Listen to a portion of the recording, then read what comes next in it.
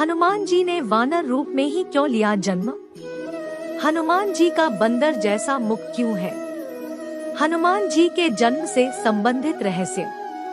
हनुमान जी को भगवान शिव का रूप माना जाता है। रामायण के अनुसार भगवान शिव ने ही हनुमान जी के रूप में राम सेवा के लिए अवतार लिया था।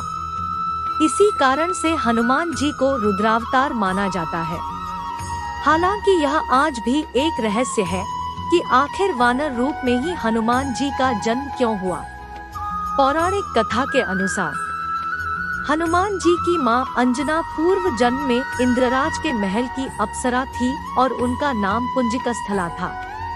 वह रूप में आकर्षक और स्वभाव से काफी चंचल थी और अपनी इसी चंचलता के कारण उन्होंने एक बार एक ऋषि की कई वर्षों के तपस्या भंग कर दिया था। तब ऋषि ने क्रोधित होकर उन्हें श्राप दिया कि वानर की तरह चंचलता होने से तुम अगले जन्म में वानरी का रूप लोगी। अप्सरा होने के कारण वो न सिर्फ आकर्षक बल्कि स्वभाव से बहुत चंचल भी थी, जिसका दुष्परिणाम उन्हीं एक श्राप के रूप में मिला। ऋषि के श्राप से भयभीत होकर जब पुंजिकस्थला को अपने अपराध का बोध हुआ तो उन्होंने क्षमा मांगते हुए श्राप से मुक्ति की प्रार्थना की। तब ऋषि ने उन्हें बताया कि वानरी रूप होने के बाद भी वह परम तेजस्विनी होंगी और उन्हें एक दिव्य एवं यशस्वी पुत्र की प्राप्ति होगी।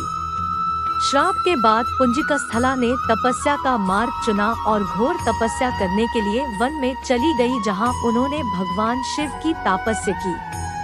भगवान शिव ने प्रसन्न होकर उन्हें दर्शन दिए। पुंजिकस्थला ने वरदान के रूप में भगवान शिव से श्राप का प्रभाव खत्म करने का आग्रह किया। भगवान शिव ने तब पुंजिकस्थला को इस श्राप का महत्व समझाया कि राम युग में जन्म लेने के लिए वह खुद वानर रूप में आपके गर्भ से जन्म लेंगे, जिससे आपके मान सम्मान बढ़ेगा, चारों युग में आपका यश बढ़ेगा। वानर रूप से आपका अनादर नहीं होगा बल्कि समस्त वानर कुल का सम्मान होगा। यह बात सुन पुंजिकस्थला खुश हुई और उन्होंने आगे भी अपनी तपस्या जारी रखी। अगले जन्म में उनका विवाह वानरराज केसरी से हुआ। कुछ समय पश्चात जब दोनों संतान सुख से वंचित रहे तब अंजनी मातन ऋषि के पास पहुंची और अपनी पीड़ा बताई। तब मातन ऋषि ने उन्हें नारायण पर्वत पर स्थित स्वामी तीर्थ जाकर 12 वर्ष तक उपवास करके तप करने के लिए कहा। विवाह के बाद भगवान शिव का कथन सत्य हुआ और स्वयं शिव शंभु हनुमान जी के रूप में अंजनी माता और केसरी जी के यहाँ जन्मे। चूँकि पुत्र को जन्म देते समय अंजनी माता वानरी रूप में थी, इसलिए हनुमान जी ने भी वानर रूप में ही जन्म लिया और राम भक्त बने। इस कारण से हनुमान जी ने लिया था वानर रूप में जन्म। हनुमान जी को बंदर नहीं बल्कि वानर कहा जाता है।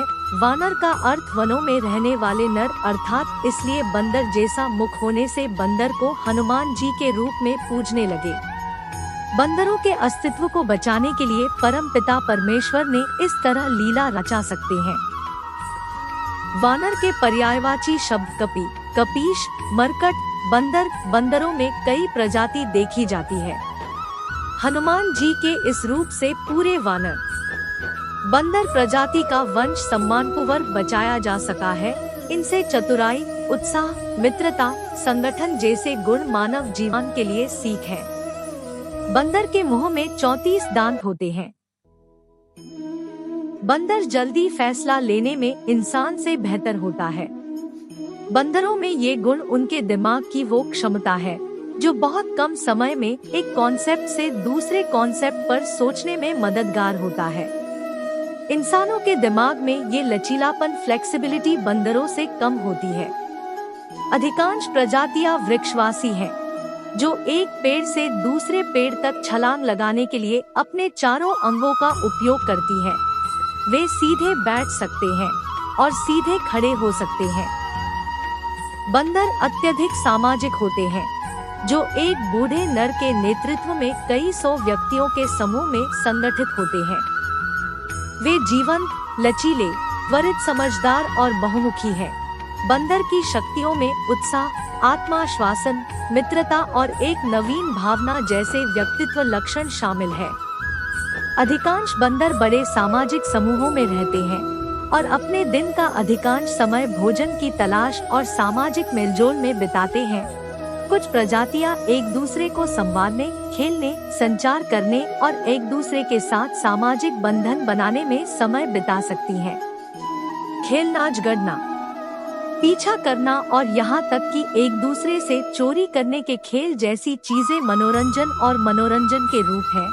हालांकि एक व्यवहार है जो लगभग सार्वभौमिक है। संवारना, सामाजिक संवारना बंदरों की पसंदीदा चीजों में से एक है। बंदर माताएं कभी-कभी अपने शिशुओं को अनुशासित करने या उनकी स्वतंत्रता को प्रोत्साहित करने के लिए थप्पड़ मारती है। बंदर अपने मृत प्रियजनों के रक्षक की तरह काम करते हैं, जो अक्सर कई दिनों तक शव की निगरानी में खड़े रहते हैं। उन्हें अक्सर कई हफ्तों तक अपने मृत बच्चों के शवों को ले जाते हुए आँख में चिल्लाते हुए देखा गया है। अपने भक्तों के लिए भगवान कुछ भी करने के लिए तैयार हो जाते हैं। वे कुछ भी बन सकते हैं, जैसे अपने छोटे से बच्चे के खुशी के लिए माँ बाप कभी घोड़ा, बैल, हाथी कुछ भी बनने का अभिनय करते हैं। अगर आपको यह जानकारी अच्छी लगी हो तो इसे जरूर लाइक, शेयर करें और इसी तरह की अन्य लेख पढ़ने के लिए जुड़े रहें।